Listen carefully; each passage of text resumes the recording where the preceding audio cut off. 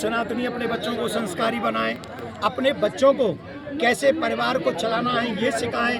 और जो विधर्मी हमारी बच्चियों को स्पेशली, चाहे वो देख रहे हैं लव जिहाद का शिकार हो, चाहे हमारी बच्चियों का किडनैप बहुत बड़ी संख्या में हो रहा है इस समय, हमारे बच्चे गायब हो रहे हैं, तो इन सब से हमें अपने बच्चों को भी बचाना है।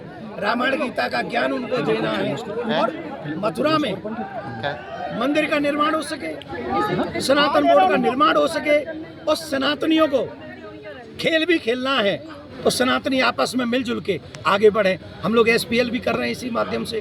हम यही कहेंगे कि सनातनियों को एकजुट होना चाहिए, एक साथ होना चाहिए, एक साथ मिलकर आगे बढ़ना चाहिए।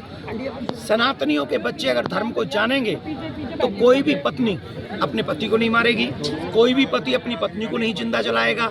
ये लैक ऑफ रिलीजियस नॉलेज है जिसके कारण हमारे परिवार बिखर रहे हैं। तो हमें इन सब के लिए जागरूक होना है, अपने ग्रंथों को पढ़ना है, अपने ग्रंथों को अपने बच्चों तक पहुंचाना है, तभी हमारे घर बचेंगे। एक और बात, इस देश को बचाना है, सनातन को बचाना है, आने वाली पीढ़ी को बचाना है।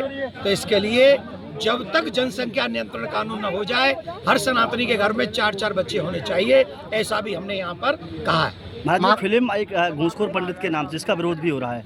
ये सनातन धर्म को बदनाम करने की प्लानिंग है। सनातन में अश्रद्धा लोगों की उत्पन्न हो।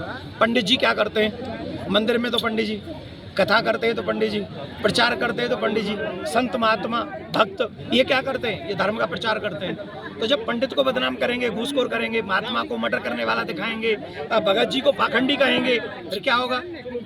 जो युवा पीढ़ी है वो हमारे धर्म से हटेगी तो फिर कहाँ जाएगी? फिर वो लव जिहाद का शिकार आसानी से हो सकती है, फिर वो उसका धर्म परिवर्तन आसानी से हो जाएगा। ये सोची समझी रणनीति है।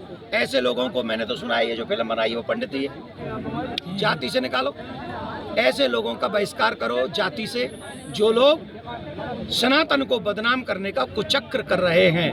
देश को धर्म को बचाने का दायित्व प्रत्येक सनातनी का है। महाराज जी, UGC पर जिस प्रकार विवाद चला, UGC पर जातिवाद का बड़ा बोलबाला रहा, उस पर क्या कहेंगे? हम यहाँ किसी जाति के ऊपर बोल रहे थे क्या? हम तो यहाँ सब सनातनियों के लिए बोल रहे हैं और यहाँ सब सनातनियों के लिए बोल रहे हैं। इसका मतलब क्या है?